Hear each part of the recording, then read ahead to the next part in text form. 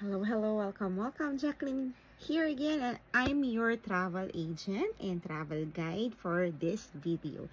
So, ayun, ang pag-uusapan po natin today ay ang security po ng inyong flight details. So, sa mga mahilig pong mag-travel,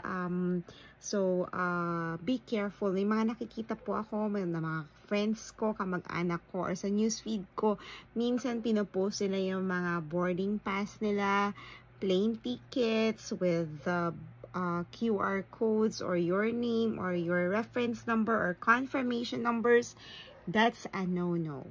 Okay, please do not post. Naiintindihan ko na excited kayo or gusto ninyong i-share na magta-travel kayo somewhere else, but please do not post it in public or online. Kasi ang dami pong manloloko, ang daming fraudsters, ang daming scammers.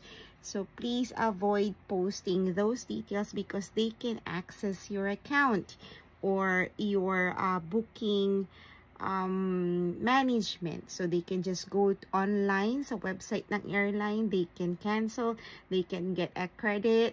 Ang dami pong ways para magkaroon po sila ng pakinabang sa booking po ninyo. So tutulala na lang kayo or magugulat na lang kayo, canceled na yung flights ninyo kasi iba na po yung nag-cancel and kayo po ang may dahilan nun kasi pinost ninyo through online. So please do not post any informations with your names and confirmation numbers or even your boarding pass because you might ano ba tawag dito? Baka maano kayo ng mga kawatan ng mga fraudster. Ayun nga, pwede nilang i-access yun. Maski nga sa website lang, pwede nila yung buksan using the barcode or the QR codes, your last name, and your confirmation numbers. So, I hope this helps you out.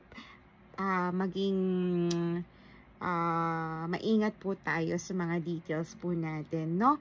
So, thank you for watching my video. Have a great day, everyone. God bless.